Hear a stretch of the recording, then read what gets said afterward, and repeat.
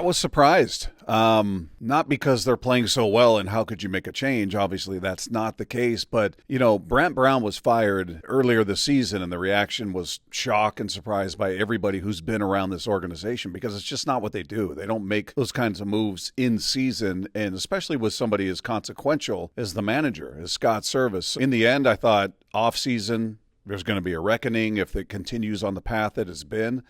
But I thought it would be the off season. So the fact that they made this move now, yeah, there was some shock just based on their history. We're here because the team face planted. I mean, this is a team that in the middle of June had a 10-game lead, and you are now a 15-and-a-half game difference. It's unreal what's happened with this team, and it's hard to say exactly what went wrong. It feels like it started to snowball as guys were struggling. And the offense struggled throughout the entire season. That's not new to this ending, from that 10-game lead. Even with the 10-game lead, look at what the offense was doing. It's just not been good all year. But the pitching and, more importantly, the bullpen, which has really faltered lately, were able to cover those warts, and the offense was doing just enough to get wins out there when you were getting quality starts. That's tailed off even further. The bullpen has blown up. Inherited runs scored is through the roof. Yeah, it's kind of everything collapsing all at once, and then I think guys just get tight. They're not a stranger to the fact that they're struggling, they're not hitting, they're not producing. They're gripping that bat a little tighter, they're swinging a little harder, and that works against you in the game of baseball. So it's a collective. It's not a Scott Servais problem. It's not a player problem. It's not a front office problem. They're all complicit. I love Dan as a person. He's one of the nicest people you could ever meet. I mean, I don't have a bad word to say about the guy. What kind of a manager is he going to be? I have no idea. He's never managed. He's worked with catchers. He's worked with catchers in spring training. He's worked with the catchers in the minor leagues.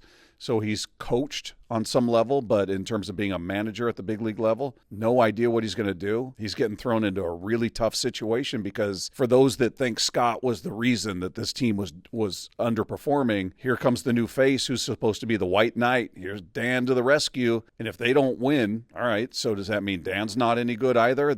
It's interesting because people look at this team and go, well, there's no talent. They didn't spend any money, and they're bringing in guys that aren't great. A lot of those same people are saying, Scott Servais is terrible. These guys are terrible. They're not doing anything, as if he was supposed to squeeze blood from a stone from guys that they deemed not very good, yet he was supposed to get more out of them. So we'll see if Dan can do that. But in terms of character, in terms of where he ranks amongst Mariner lore, he's royalty. He's one of the great players of this organization. He's one of the great people, more importantly, of this organization. So I'm pulling for him. What kind of change he can affect in 35 games, 34 games, we're going to see. Best case scenario is this team gets hot. And that's my hope is that, listen, for me, if we're going to point the finger at who's to blame, who gets the biggest slice of blame pie, which is what we always talk about on the show, it goes to the players. You are the one out on the hill. You're the one out in the field. You're the one in the batter's box. That's why a lot of them are making millions of dollars. I don't think Mitch Garver was hitting a certain way for the Rangers, and then he got here and the Mariners screwed him up.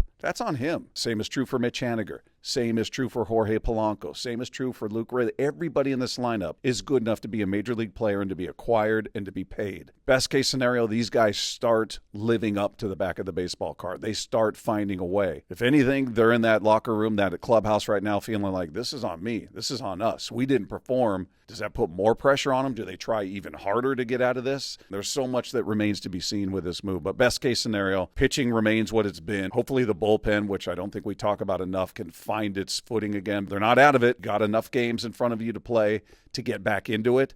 Whether they will or not remains to be seen.